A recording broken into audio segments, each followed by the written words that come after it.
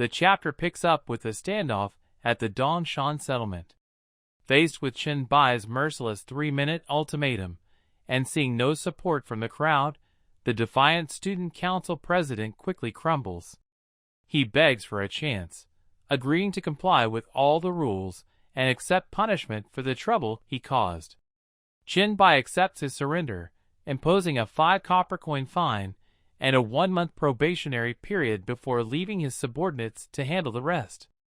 Afterward, Chen Bai checks his chat group and sees a message from the SSS rank pioneer, Dreamy, who mentions she is in the city of Wuchang. The city name jogs a memory from his past life about an S-grade professional mission located there. Seeing an opportunity, he decides to make Wuchang his next destination. The scene shifts to a hotel in another part of Jiancheng, where a different group of survivors is trapped. They are running low on food, pinned down by a special zombie with hypersensitive hearing that prevents their escape. Suddenly, they spot a figure moving with impossible speed and agility outside, scaling the walls of the buildings. They mistake this figure, Chen Bai, for a new and extremely dangerous type of monster. Chen Bai, meanwhile, has spotted his own target on the streets below, a tyrant zombie. He is delighted, as he needs a tyrant's bone for the biohazard disaster weapon blueprint he acquired earlier. Wanting to preserve the materials, he decides to decapitate it cleanly. The trapped survivors watch in awe as Chen Bai's hand transforms into monstrous claws, and he effortlessly slays the powerful tyrant. His victory is rewarded with a flood of system notifications. He has killed an elite plague mutant, earning 2,000 experience. By devouring the corpse, all of his dark virus abilities are enhanced, and he gained 600 virus points and 500 special evolution points. Furthermore, his virus acquires 2 new forms: muscle enhancement, which allows him to strengthen any part of his body without deforming it, and shield, a powerful defensive ability with nearly double his base strength. As Chen Bai finishes absorbing his rewards, the survivors in the hotel window, having gotten a clearer look, call out his name in shock and recognition. The survivors in the hotel recognizing Chen Bai. After they anxiously ask about Song Ge, he reassures them that she and her mother are safe at the settlement he established in the Dongshan Villa area. He realizes they are his old classmates from Jiang University. They explain they were trapped in the hotel after going to a script-killing shop to support a friend's part-time job on the day the apocalypse began. Chen Bai invites them to join his settlement, explaining the rule of a 1 copper coin daily fee. They readily agree, but ask if he can escort them, fearing the dangerous journey. He declines, stating he has urgent business elsewhere, but reassures them that the tyrant he just killed was the only major threat he encountered on his way there. Before leaving, he gives them some low-level equipment that he no longer needs. Just as he is about to depart, he gets a message from Ming Dreamy about another pioneer causing a fuss in the chat group. At the same time, one of his classmates, Qi Zheng, unexpectedly asks if he can borrow a room for something urgent, causing Chen Bai to delay his departure. While they wait, another classmate asks for Song Ji's Evolver ID to add her as a friend. Later, Qi Zheng adds Chen Bai as a friend and is absolutely stunned to see that his Evolver ID is 001. He immediately understands the significance. Chen Bai was the very first person in the world to become an Evolver. This revelation causes another classmate to have an epiphany. She remembers a seemingly random post Chen Bai made in their school group chat just before the apocalypse, mentioning that the university's physical fitness test had been moved to mid-June. That post had spurred all of them to exercise for over a week. They finally connect the dots, realizing with a shock that it wasn't a coincidence. Chen Bai must have known the apocalypse was coming, and had subtly tried to warn them and help them prepare. The chapter opens back at the hotel, where Chen Bai's classmates are processing his departure and revelations. One of them, Wei Shiwei, uses the ID Chen-bai provided to contact Song-gu. Song-gu jokingly complains about Chen-bai and mentions that soon Wei Shiwei won't be the only one of their friends calling him Daddy, leaving Wei Shiwei stunned and confused. Meanwhile, another classmate, Brother Jiang, voices his suspicion, finding Chen-bai's story about Song Ziqiang managing his settlement hard to believe. The scene then shifts to a dream space, the home of the S-level pioneer, Han Xiao. Chen-bai has once again entered the dream world, this time with Han Xiao and the pioneer, who is complaining in the group chat, Han Wang. Han Wang introduces himself, revealing his talent is an SS grade fear embodiment. Ming Ming, dreamy, explains that she only recently learned how to bring multiple people into her dream space using a dream totem as an anchor. Han Wang explains his problem. He has an S-grade exclusive mission, Family Mystery, which involves investigating a potential family genetic disorder linked to his powerful mental talent. The mission has led him to the Red Star Psychiatric Hospital, but the location has transformed into a nightmare difficulty dungeon, recommended levels 5 to 12, which is far too difficult for him to handle alone. After he failed his first attempt, the Cosmic will warn him that someone else had taken notice of his presence there and might claim whatever prize was inside, forcing him to seek help from Chen-bai. Chen-bai agrees to lead the team, and they enter the dungeon within the dream world. Inside, they are immediately confronted by a monster. Han Wang steps up and uses his fear embodiment ability to dispatch it with ease. The creature drops a skill book. Since both Han Xiao and Ming Ming have mental type talents, Chen-bai lets them decide who gets it. Han Xiao claims the new skill, Sharp Screeching Thought Explosion. He notes that while the skill's damage is low, its sound travels far and will likely attract nearby monsters. Chen-bai sees this as a perfect opportunity. That's exactly what we need, he says, wanting to avoid searching every room individually. He instructs Han Xiao to use it. The chapter ends as Han Xiao unleashes a powerful psychic screech, and hordes of monsters begin to emerge from the surrounding wards, drawn by the sound. The chapter begins in the Red Star Psychiatric Hospital dungeon inside Ming Ming's dream world, with Chen-bai's team facing the massive horde of monsters they lured. Han Wang unleashes his fear embodiment talent while Ming Ming uses her dream weaving to conjure a rocket launcher, stunning her teammates. Chen-bai holds back, content to let the others fight while he charges a new skill.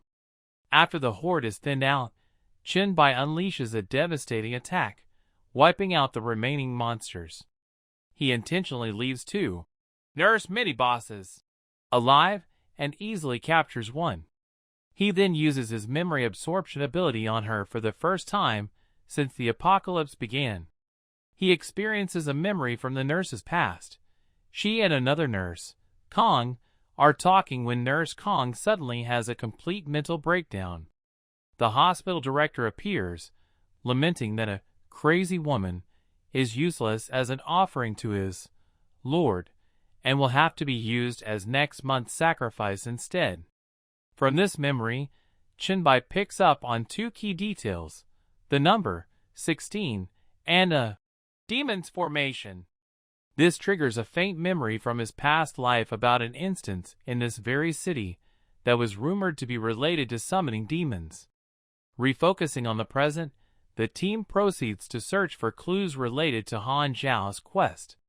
After half an hour of clearing 3 floors, they found nothing concrete, though Han Xiao notes the number 16 appears frequently throughout the hospital.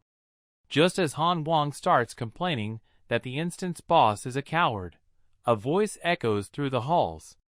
The hospital director appears before them. He reveals his true identity. He is an envoy of the 16th demon of Solomon's 72 pillars, a demon lord named Jie. He calmly informs the group that their only fate is to become sacrifices for his master. He then singles out Ming Ming, suggesting she could be spared if she willingly serves his master and bears his offspring. Ming spits back a defiant refusal. Bai, unimpressed, correctly identifies the director as a low-level demon transformed from a human and taunts him to stop talking and show them his power. The chapter begins with the demon envoy, Zhao Chonlin, unleashing his full power. He surrounds the teen with hellfire and exerts immense psychic pressure, which Bai recognizes as the dangerous ability of a psychic-type demon, knowing he can't win a prolonged battle of wills. Just as the pressure intensifies, Han Xiao manages to push back against it.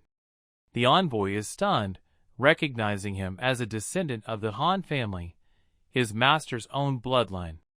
However, he dismisses this connection, claiming the family were traitors, and that killing Han Xiao might even earn him a reward from his demonic master.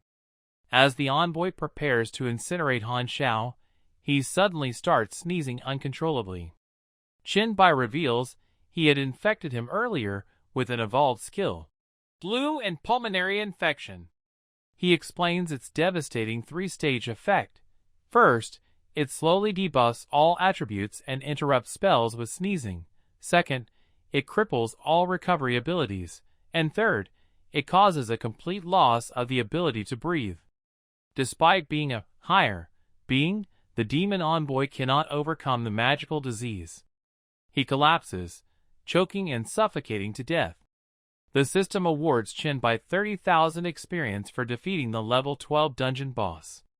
His teammates are both terrified of catching the super flu and in awe of Bai's power. He reassures them they are safe unless he chooses to release the virus.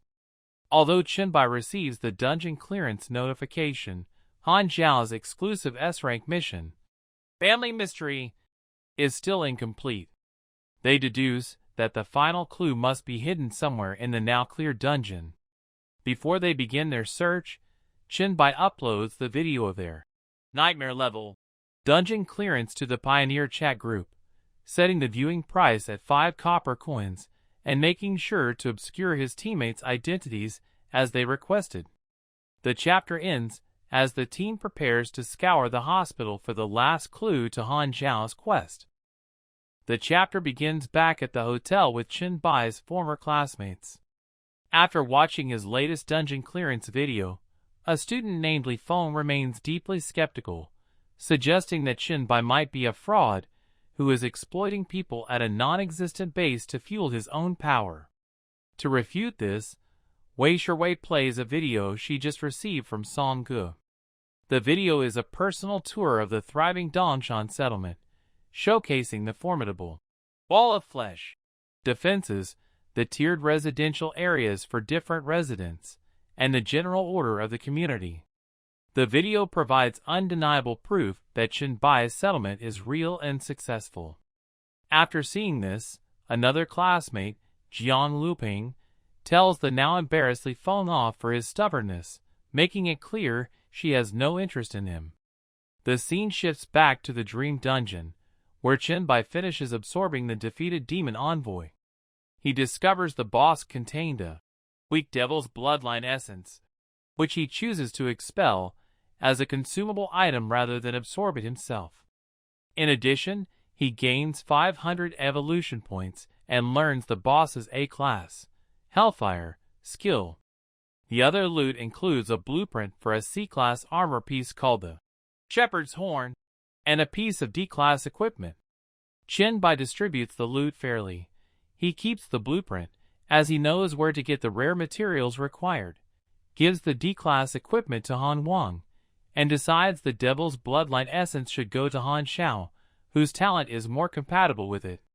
The team agrees with his decisions.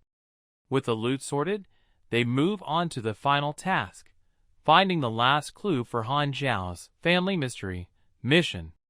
They deduce it must be in the hospital director's office. Inside, they find a large, ominous statue of a demon that radiates a powerful aura. Bai identifies it as Jia, the 16th demon of Solomon's 72 demons, and the master the envoy served. He explains that the statue's power comes from the demon lord having once inhabited it in some form. The chapter ends with Chin Bai musing that this discovery is incredibly interesting, and that it might even be possible to summon the demon god right there in the hospital. The chapter opens in the dream dungeon, where Meng Meng, having read the demon envoy's diary, explains the truth behind Han Zhao's family mystery quest. For generations, the Han family has been bound to the demon lord Jia.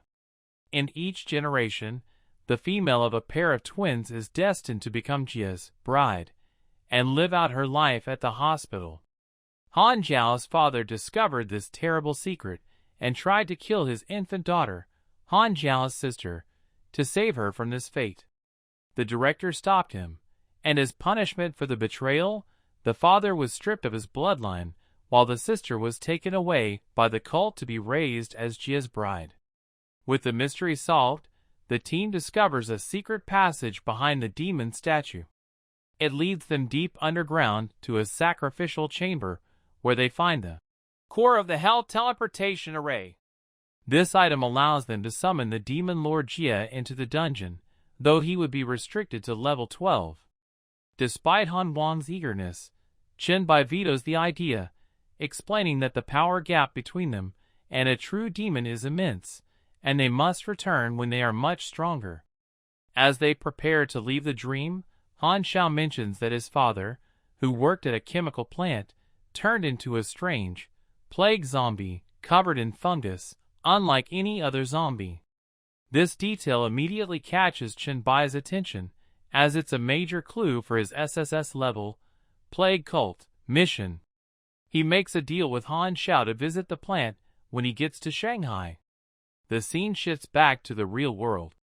Chin Bai awakens in his hotel room to find his classmates Wei Shiwei and Jiang Luping violently ill.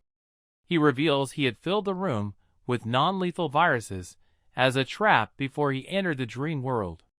He quickly cures them. Wei Shiwei explains what happened in his absence. Jiang Luping, after being publicly rejected by her and seeing the proof of Chin Bai's success, finally snapped.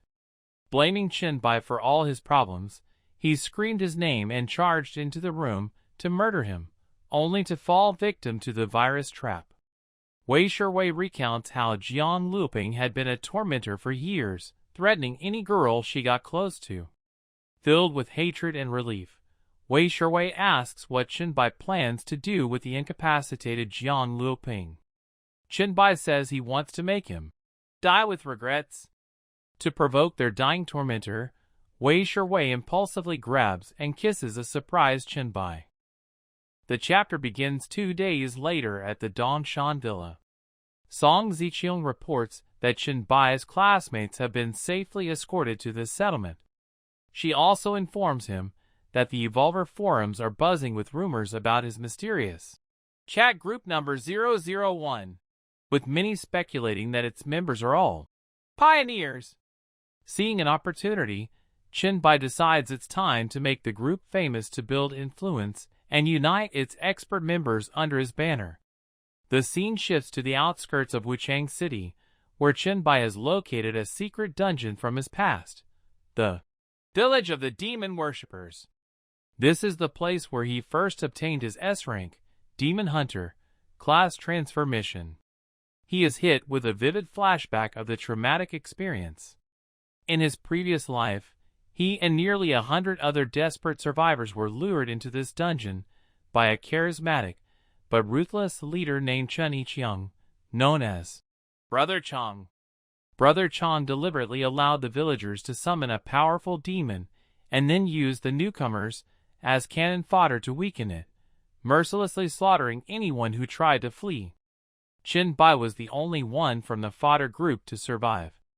As he was about to escape the instance, Brother Chong's team finally killed the weakened demon. Due to a fair roll, loot system Brother Chong had set up to trick his victims, Chin Bai, with a perfect roll of 100, miraculously won the top prize, the S-rank Demon Hunter scroll. This incredible luck forced him to flee Wuchang to escape Brother Chong's wrath.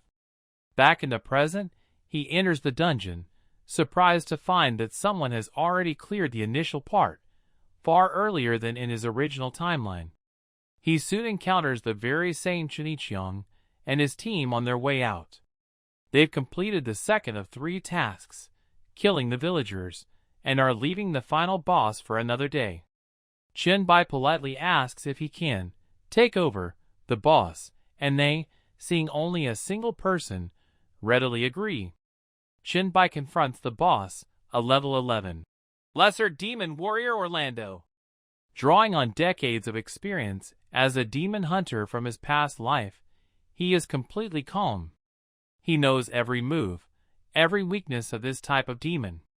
He effortlessly dodges the demon's furious attack and kills it with a single, precise strike. He is rewarded with experience points and a C-grade demon bloodline potion for completing the final task. To the shock of Chinichiang's team watching from the edge of the instance, they also receive the 5,000 experience point participation reward. As they stare in disbelief, Chinbai devours the demon's corpse, gaining 350 evolution points for his Blacklight virus and another, higher-grade demon bloodline potion. The chapter opens moments after Chinbai has cleared the dungeon. The previous leader, Chinichiang, Brother Chang, approaches him with a facade of politeness, insisting he wouldn't dare take a share of the loot. Chinbai taunts him by listing the incredible drops, including the S-level Demon Hunter scroll, but Chang maintains his act. Feigning a desire to avoid conflict, Chang asks where Chinbai's territory is, revealing that his own forces are clearing the western suburbs of Wuchang, near a sports complex. Chinbai immediately realizes this area is where Mingming, Dreamy, lives, and that clearing is a euphemism for con the boss drop, as a last resort, knowing it will be her final act. Just as she is about to be assaulted, dizzy and on the verge of fainting, she weakly calls out for her master. In that instant, Chinbai appears in the room. He gently tells her, "You did great. Rest now. Leave the rest to me." He then turns to her terrified attackers, his voice cold and filled with killing intent, and declares, "Whoever dares to trouble my disciple today, die!" The chapter opens with Chinbai effortlessly slaughtering the men who had cornered Mingming. After the battle, he comforts the exhausted girl, reassuring her that she is safe now, and no one else will be able to hurt her. An hour later, Chinbai speaks with Zhang Long, the man from Chinichiang's group, who had previously warned him about the dungeon boss. Zhang Long explains that he helped lure all of Chang's core members and trusted followers to Mingming's apartment, where Chinbai eliminated them.